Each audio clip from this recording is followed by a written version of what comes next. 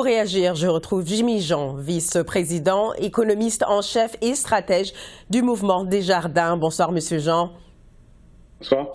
Alors, le taux d'inflation a reculé en avril pour se fixer à 2,7 %. Je le disais tout à l'heure. Ça, c'est selon des chiffres de Statistique Canada publiés aujourd'hui.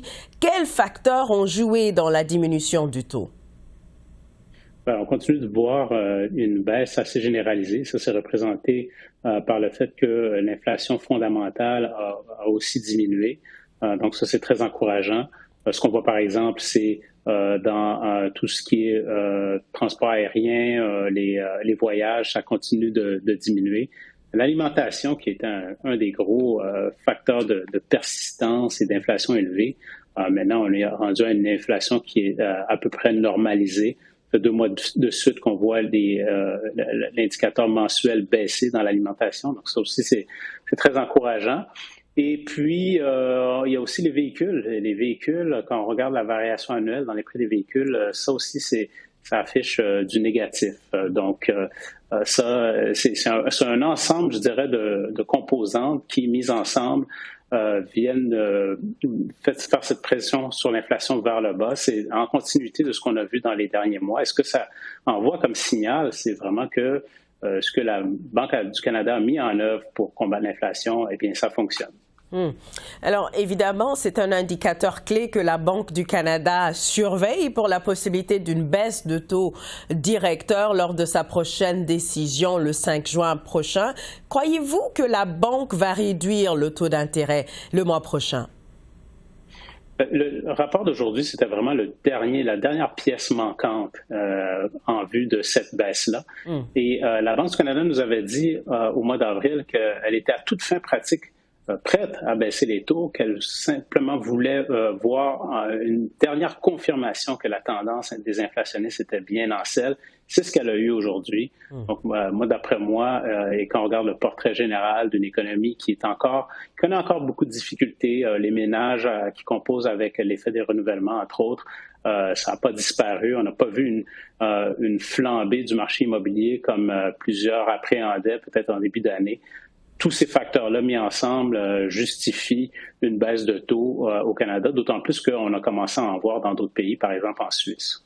Alors justement, parlons du marché immobilier. Vous avez publié une récente analyse dans laquelle vous dites que s'il y avait l'option de fixer les prêts hypothécaires à 10 ans, le choc de la hausse des taux d'intérêt sur les ménages aurait été moins violent.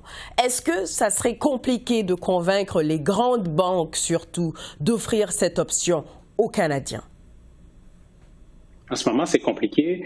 Et la raison pour laquelle c'est compliqué, c'est que c'est pas économique de le faire. Donc, en ce moment, il y a le risque, quand une institution financière prête sur cette échéance, que l'emprunteur finisse par briser son contrat.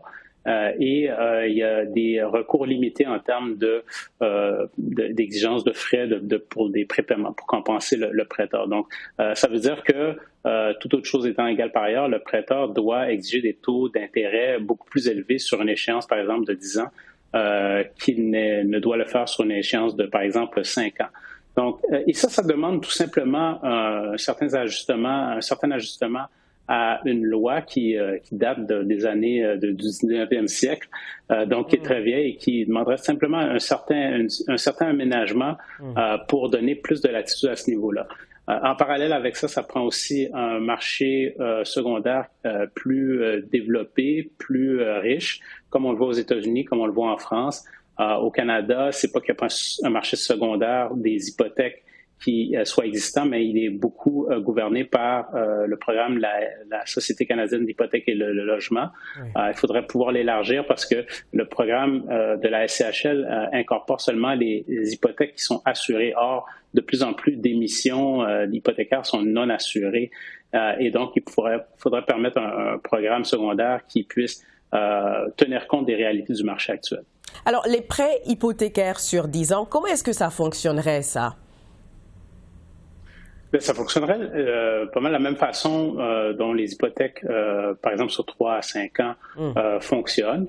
C'est-à-dire qu'un emprunteur pourrait avoir fixé son terme hypothécaire sur une durée qui irait jusqu'à 10 ans. En ce moment, il existe même des hypothèques à 7 ans, il existe même des hypothèques à 10 ans, mais elles sont très rares, c'est 2 de l'encours au Canada. Donc, c'est très niché. L'idée, c'est vraiment de rendre ça beaucoup plus accessible, beaucoup plus commun. Et de faire en sorte que les consommateurs soient au courant qu'il y a cette option-là. Et j'ai l'impression que dans l'optique où plusieurs ménages passent à travers une période de renouvellement qui est très difficile, qui demande des sacrifices très importants, bien, il y en a plusieurs qui opteraient pour cette option-là si ça veut dire qu'ils peuvent dormir l'esprit tranquille pendant 10 ans. Ça ne veut pas dire que tous les emprunteurs iraient pour ça, mais au moins d'avoir l'option. Parce que si on s'attend à ce que les taux d'intérêt, par exemple, augmentent, en l'occurrence, en ce moment, c'est le contraire. On s'attend à ce que ça baisse, mais un jour, les taux d'intérêt vont augmenter de nouveau. Donc, quelqu'un qui serait dans cette position-là dans le futur pourrait dire, bien, à ce moment-là, si j'ai un renouvellement, bon, ben, je vais prendre un renouvellement pour une durée plus longue pour être capable de bien vivre face à une situation de taux d'intérêt plus élevé. J'aimerais beaucoup vous parler de ces réalités dont vous parlez. Vous dites dans votre analyse que c'est en grande partie des obstacles systémiques auxquels on fait face et que pour pallier à la situation, il faudrait revoir des lois que vous qualifiez même de désuètes sur les remboursements anticipés. Il faudrait également revoir un système de titrisation hypothécaire. Par où commencer? Disons, le constat a déjà été apporté il y a à peu près 5, même 6 ans.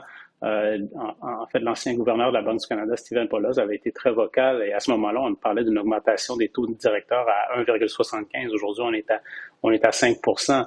Donc, on sait ce qu'il faut faire. Ce qu'il va falloir, ça va être que le ministère des Finances, que les décideurs, le gouvernement, mettent à l'avant-plan un projet de réformer cette loi-là. De manière à permettre de créer cet écosystème-là dont on a besoin pour non seulement être capable de prêter à cette échéance-là à faible coût, mais aussi de pouvoir compter sur un marché de financement, donc le marché secondaire, faire en sorte d'attirer des investisseurs privés pour que les institutions financières soient capables de financer ces hypothèques-là. Monsieur Jean, toujours un grand plaisir de vous parler. Merci beaucoup. Au plaisir.